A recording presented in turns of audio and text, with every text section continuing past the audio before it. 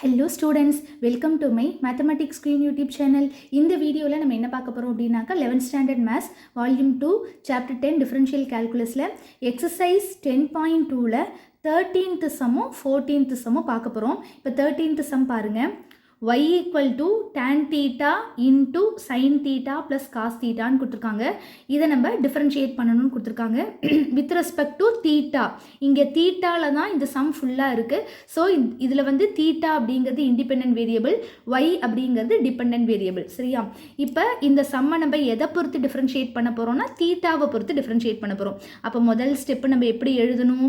dy by d theta அப்படின்னு எழுதணும். அப்படி இல்லாட்டி y டேஷ் அப்படின்னு போட்டுக்கலாம்.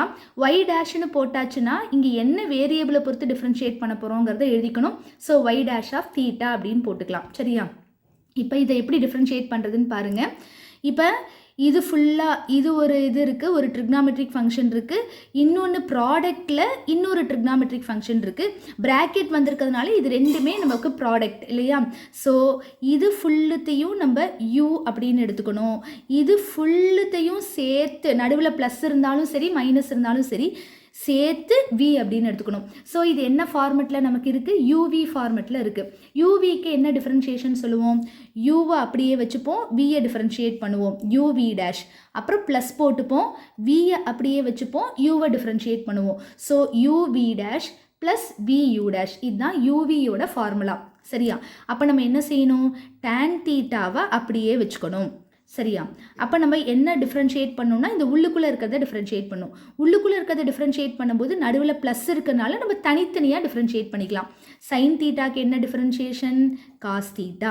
காஸ் தீட்டாக்கு என்ன டிஃப்ரென்ஷியேஷன்? Minus sine theta. அவ்வளவுதான். u v டேஷ் போட்டாச்சு. அடுத்தது நடுவில் ப்ளஸ் போட்டுக்கணும், v அப்படியே வச்சுக்கணும். அதாவது சைன் தீட்டா ப்ளஸ் காஸ் தீட்டாவை நம்ம அப்படியே வச்சுக்கணும்னு அர்த்தம். So sine theta plus cos தீட்டாவை அப்படியே வச்சுக்கணும். அடுத்தது எதை டிஃப்ரென்ஷியேட் பண்ணும்? யூவை டிஃப்ரென்ஷியேட் பண்ணும். அதாவது டேன் தீட்டாவை டிஃப்ரென்ஷியேட் பண்ணும். டேன் தீட்டாவை டிஃப்ரென்ஷியேட் பண்ணால் என்ன ஃபார்முலா? சீக்கன் ஸ்கொயர் தீட்டா. அவ்வளவுதான். டிஃப்ரென்ஷியேஷன் எல்லாம் முடிஞ்சுது. நீங்கள் டிஃப்ரென்ஷியேஷன் கரெக்டாக பண்ணிட்டீங்கன்னாலே உங்களுக்கு முக்கால்வாசி நிறைய மார்க் கொடுத்துருவாங்க. அதுக்கப்புறம் உங்களுக்கு சிம்பிளிஃபிகேஷன் தான். நீங்கள் சிம்பிளிஃபிகேஷன் கண்டிப்பாக கற்று வச்சுக்கணும். சரியா? இப்போ இந்த சம்மை நம்ம எப்படி மேடம் சிம்பிளிஃபை பண்ணுறது அப்படின்னா, முதல்ல இந்த டேன் தீட்டாவை உள்ளே கொண்டு போகலாம். டேன் தீட்டாவை நான் எப்படி எழுதிக்கலாம்? சைன் தீட்டா பை காஸ் தீட்டான்னு எழுதிக்கலாம். முதல்ல இப்படி நீங்கள் பிரித்து எழுதிக்கோங்க, அப்போ தான் நான் உங்களுக்கு சொல்லிக் கொடுக்குறது புரியும். Cos theta minus sine theta இது அப்படியே இருக்கும். ப்ளஸ் இந்த இடத்துல என்ன இருக்குது? Sine theta plus cos theta இருக்குது. ஸோ சீக்கன் ஸ்கொயரை நம்ம எப்படி எழுதிக்கலாம்? 1 பை காஸ் ஸ்கொயர் தீட்டான்னு எழுதிக்கலாம். இந்த மாதிரி முதல்ல எழுதிக்கோங்க. இப்போ நம்ம என்ன செய்ய போகிறோம்னா இந்த ஃப்ராக்ஷனை அப்படியே இங்கே உள்ளே வந்து மல்டிப்ளை பண்ண போகிறோம். உள்ளே மல்டிப்ளை பண்ணால் என்ன வரும்னு சொல்லுங்கள் பார்ப்போம்.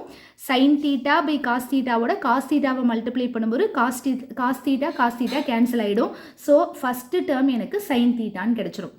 மைனஸ் அடுத்தது என்னன்னு பாருங்கள். Sine theta by cos theta, இங்கே ஒரு சைன் தீட்டா இருக்குது. அப்போ நியூமரேட்டர் நம்ம மல்டிப்ளை பண்ணுவோம் இல்லையா? இப்போ சைன் ஸ்கொயர் தீட்டான்னு வந்துடும். பை காஸ் தீட்டா அப்படியே இருக்கும். அவ்வளோதான். ஃபஸ்ட்டு இதை மல்டிப்ளை பண்ணி முடிச்சாச்சு. அதே மாதிரி பாருங்கள், இங்கே இருக்கிற இந்த 1 பை காஸ் ஸ்கொயரை சைன் தீட்டாவோடையே மல்டிப்ளை பண்ணணும். 1 பை காஸ் ஸ்கொயரை காஸ் தீட்டாவோடையே மல்டிப்ளை பண்ணணும். அப்போ 1 பை காஸ் ஸ்கொயரோட சைன் தீட்டா மல்டிப்ளை பண்ணும்போது என்ன ஆகும்? Sine theta by cos square theta அப்படின்னு கிடச்சிரும். ப்ளஸ் இதை இதோட மல்டிப்ளை பண்ணும்போது என்ன ஆகிடும்? ஒரு காஸ் தீட்டா கேன்சல் ஆகிடும். ஸோ டினாமினேட்டரில் ஒரு காஸ் தீட்டா மிச்சமாக இருக்கும். சரியா? ஓகே, இப்போ நமக்கு முடிச்சாச்சு. இதுக்கப்புறம் நம்ம புக் பேக் ஆன்சர் வரணும் அப்படின்னா என்ன பண்ணணும்னா சைன் தீட்டாவை அப்படியே வச்சுக்கோங்க. அதுக்கப்புறம் இதையும் நம்ம சிம்பிளிஃபை பண்ணணும். ஏன்னா இது ரெண்டுத்தில் தான் நமக்கு காஸ் தீட்டா டினாமினேட்டரில் கரெக்டாக இருக்குது. இப்போ இதை என்ன மேடம் பண்ணுறது அப்படின்னா, இப்போ இதை நம்ம எப்படி எழுத போகிறோம் அப்படின்னா சைன் தீட்டா 2 காஸ் தீட்டா இருக்கு இல்லையா? அதில் ஒரு காஸ் தீட்டாவை சைன் தீட்டா கூட போட்டுட்டு இன்னொரு காஸ் தீட்டாவை அப்படியே வச்சுக்கோங்க. 1 பை காஸ் தீட்டான்னு வச்சுக்கோங்க. அதுக்கப்புறம் இதை வந்து நான் எப்படி சிம்பிளிஃபை பண்ண போகிறேன்னு பாருங்கள். இது ரெண்டுத்துலேயுமே காஸ் தீட்டா வந்து டினாமினேட்டரில் இருக்கா? அப்போ எல்சிஎம் நமக்கு என்ன வரும்? காஸ் தீட்டான்னு கிடச்சிரும். அப்போ எல்சிஎம் காஸ் தீட்டான்னு கிடைச்சாச்சுன்னா நியூமரேட்டர் நம்ம என்ன செய்வோம்? அப்படியே தானே எழுதிக்குவோம். Minus sine square theta plus மேலே ஒரு 1 இருக்குது. அவ்வளவுதான். இதுக்கப்புறம் பாருங்கள், இதுக்கு அடுத்த ஸ்டெப்பு சைன் தீட்டா ப்ளஸ் இப்போ சைன் தீட்டா பை காஸ் தீட்டாவை நம்ம என்னன்னு சொல்லுவோம்? டேன் தீட்டான்னு சொல்லுவோம். 1 பை காஸ் தீட்டாவை என்னன்னு சொல்லுவோம், சீக்கன் தீட்டான்னு சொல்லுவோம். அவ்வளவுதான். இதை நம்ம சிம்பிளிஃபை பண்ணியாச்சு. நமக்கு 2 ஆன்சர் புக் பேக் ஆன்சர் கரெக்டாக வந்தாச்சு. 3வது இது கரெக்டாக வரணும் அப்படின்னா இதை நான் எப்படி எழுதிக்க போகிறேன் அப்படின்னா மைனஸ் சைன் ஸ்கொயர் ப்ளஸ் 1 அப்படின்னு இருக்குது. இப்போ இதை நான் திருப்பி எழுதிக்கலாமா, இங்கே ப்ளஸ் போட்டு 1 மைனஸ் சைன் ஸ்கொயர் தீட்டான்னு எழுதிக்கலாமா, பை காஸ் தீட்டா அப்படின்னு வந்துடும். சரியா, இப்போ அடுத்த ஸ்டெப் பாருங்கள். ஃபஸ்ட்டு 2 டேர்ம் வந்து நமக்கு கரெக்டாக புக் பேக் ஆன்சர் கிடைச்சாச்சு. 3வது டேர்ம் தான் நம்ம சிம்பிளிஃபை பண்ணணும்.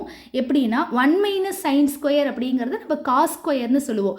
சைன் ஸ்கொயரையும் காஸ் ஸ்கொயரையும் ஆட் பண்ணால் நமக்கு 1 கிடைக்கும். அப்போ 1 மைனஸ் சைன் ஸ்கொயர்னால் அது எதோட ஃபார்முலானா cos square theta by cos theta. இதெல்லாம் நமக்கு ட்ரிக்னாமெட்ரிக் ஃபார்முலா உங்களுக்கு ஆல்ரெடி தெரிஞ்சிருக்கும்னு நினைக்கிறேன். இப்போ பாருங்கள், ஒரு காஸ் தீட்டா கேன்சல் ஆகிடும். அப்போ நியூமரேட்டரில் ஒரு காஸ் தீட்டா பேலன்ஸ் இருக்கும். ஸோ நமக்கு final answer sine theta plus cos theta plus tan theta secant theta. இதுதான் நமக்கு புக் பேக் ஆன்சராக கொடுத்துருக்காங்க. நீங்கள் வந்து இவ்வளோ தூரம் சிம்பிளிஃபை பண்ணணும்னு கூடிய அவசியம் கிடையாது. ஆனால் சிம்பிளிஃபை பண்ணால் ரொம்ப நல்லது. ஏன்னா சிம்பிளிஃபிகேஷன் தான் நமக்கு வந்து ஃப்யூச்சரில் நிறைய காம்படிட்டிவ் எக்ஸாமில் வந்து ஆன்சர் ஆப்ஷன்ஸ் வந்து வித்தியாசமாக கொடுத்துருப்பாங்க. அப்போ உங்களுக்கு சிம்பிளிஃபிகேஷன் நல்லா உங்களுக்கு பண்ண தெரிஞ்சிச்சுனா தான் அந்த ஆப்ஷன்ஸில் எதை கரெக்டான ஆப்ஷன் அப்படிங்கிறத உங்களால் செலக்ட் பண்ண முடியும். ஸோ சிம்பிளிஃபிகேஷன் வந்து மோர் இம்பார்ட்டன்ட். அதை நீங்கள் கற்று வச்சுக்கணும். இப்போ 14th சம் பாருங்கள்.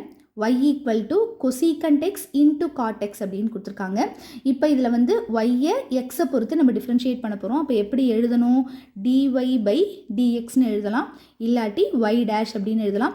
எதை பொறுத்து நம்ம டிஃப்ரென்ஷியேட் பண்ண போகிறோமோ எக்ஸை பொறுத்து டிஃப்ரென்ஷியேட் பண்ண போகிறோம். அதனால் y டேஷ் ஆஃப் எக்ஸ் அப்படின்னு எழுதிக்கலாம். இப்போ 2 ட்ரிக்னாமெட்ரிக் ஃபங்க்ஷன் ப்ராடக்ட்டில் இருக்கிறதுனால ஸோ இது uv ஃபார்முலா. அவ்வளோதான். ஃபஸ்ட்டு ட்ரிக்னாமெட்ரிக் ஃபங்க்ஷனை யூன்னு எடுத்துக்கோங்க, ரெண்டாவது இருக்கிறத vன்னு எடுத்துக்கோங்க. யூவிக்கு என்ன ஃபார்முலா இப்போ தான் நம்ம போன சம்மில் பார்த்தோம், uv dash plus vu dash. யூவை அப்படியே வச்சுக்கிட்டு வியை டிஃப்ரென்ஷியேட் பண்ணோம், ப்ளஸ் போட்டு v அப்படியே வச்சுக்கிட்டு யூவை டிஃப்ரென்ஷியேட் பண்ணும். அப்போ நம்ம என்ன பண்ணணும், ஃபஸ்ட்டு கொசீக்கண்ட் எக்ஸை அப்படியே வச்சுக்கணும், காட் எக்ஸை டிஃப்ரென்ஷியேட் பண்ணணும். காட் எக்ஸை டிஃப்ரென்ஷியேட் பண்ணால் என்ன formula, minus cosecant square X. சரியா, இது உங்களுக்கு ஆல்ரெடி தெரியும்னு நினைக்கிறேன். அடுத்தது ப்ளஸ் போட்டு விங்கிறது காட்டெக்ஸ் அப்படியே வச்சுக்கணும். கொசீக்கண்ட் எக்ஸை டிஃப்ரென்ஷியேட் பண்ணால் மைனஸ் கொசீக்கண்ட் எக்ஸ் காட்டெக்ஸ். ஓகேவா, இப்போ நம்ம ஃபுல்லாக டிஃப்ரென்ஷியேட் பண்ணியாச்சு. இதுக்கப்புறம் நம்ம சிம்பிளிஃபை பண்ண வேண்டியதுதான். எப்படி மேடம் இதை சிம்பிளிஃபை பண்ணுறது அப்படின்னா, இது எல்லாத்துலேயுமே எது காமனாக இருக்குது அப்படிங்கிறத பார்த்துக்கோங்க. இப்போ இதில் 2த்துலேயுமே மைனஸ் காமனாக, இப்போ இது ஃபுல்லுமே சேர்ந்து ஒரு டேர்ம், அடுத்தது இது ஃபுல்லாக சேர்ந்து இன்னொரு டேர்ம். சரியா, இப்போ இது 2த்துலேயுமே எது காமனாக இருக்குது, ஒரு -1 காமனாக இருக்குது. 2த்துலேயுமே கொசீக்கண்ட் எக்ஸ் வருது. ஸோ கொசீக்கண்ட் எக்ஸ் வந்து காமனாக இருக்குது. சரியா, அப்போ பாக்கி என்ன இருக்குன்னு சொல்லுங்கள், ஒரு கொசீக்கண்ட் ஸ்கொயர் எக்ஸ் இருக்கும். அடுத்தது இங்கே மைனஸை வெளியில் எடுத்தாச்சுன்னா நமக்கு ப்ளஸ் தான் இருக்கும். அடுத்தது காட் ஸ்கொயர் அப்படின்னு இருக்கும். சரியா, கொசீக்கண்ட் ஸ்கொயர் ஒன்று இருக்கும், ப்ளஸ் போட்டு காட் ஸ்கொயர்னு இருக்கும். அடுத்த ஸ்டெப் சிம்பிளிஃபிகேஷன் பாருங்கள். மைனஸ் கொசீக்கண்ட் எக்ஸை அப்படியே வச்சுக்கோங்க. இப்போ cosecant square minus cot square தான் நமக்கு 1. நல்லா ஞாபகத்தில் வச்சுக்கணும். ட்ரிக்னாமெட்ரிக் ஃபார்முலாவை யூஸ் பண்ணும்போது கேர்ஃபுல்லாக இருக்கணும். Sine square plus cos square equal to 1. அடுத்தது secant square minus tan square equal to 1. அதே மாதிரி cosecant square minus cot square தான் 1. Cosecant square plus cot square 1 கிடையாது. அதனால இதுக்கு பதிலாக நம்ம 1ன்னு யூஸ் பண்ண முடியாது. அப்போ இதை எப்படி மேடம் சிம்பிளிஃபை பண்ணுறதுனா, கொசீக்கண்ட்டை வந்து நம்ம 1 பை சைன்னு எழுதிக்கலாமா. அப்போ 1 பை சைன் ஸ்கொயர் எக்ஸ்ன்னு வந்துடும் இது. சரியா, கொசீக்கண்ட் ஸ்கொயர் இருக்கிறதுனால 1 பை சைன் ஸ்கொயர்னு வந்துடும். அதே மாதிரி காட் ஸ்கொயரை எப்படி எழுதலாம், காட் எக்ஸை sign by காஸ்ன்னு எழுதிக்கலாமா.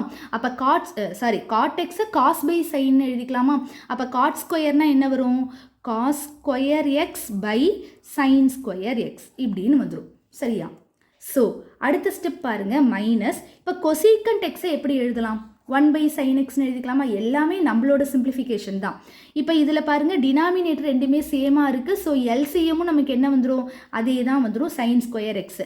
Sign square x LCM போட்ட பின்னாடி என்ன வந்துடும், நியூமரேட்டரை நம்ம அப்படியே ஆட் பண்ணிக்கணும். So 1 plus cos square x அப்படின்னு வந்துடும். அவ்வளோதான், சம் வந்து நமக்கு முடிஞ்சுது. இப்போயும் நல்லா ஞாபகம் வச்சுக்கோங்க, 1 மைனஸ் காஸ் ஸ்கொயர் எக்ஸ் தான் சைன் ஸ்கொயர் எக்ஸு.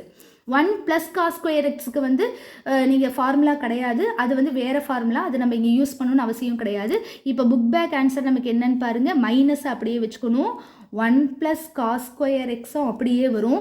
டினாமினேட்டரில் இங்கே ஒரு sin x இருக்குது, இங்கே 2 sin x இருக்குது. ஸோ sin cube xன்னு வரும். ஸோ இதுதான் நமக்கு புக் பேக் ஆன்சர். ஸோ இந்த வீடியோ உங்களுக்கு பிடிச்சிருக்குன்னு நினைக்கிறேன். ஸோ இந்த வீடியோவை தயவுசெய்து உங்கள் ஃப்ரெண்ட்ஸ்க்கு ஷேர் பண்ணி விட்டுட்டு நீங்களும் சப்ஸ்கிரைப் பண்ணி வச்சுக்கோங்க. Thank you students.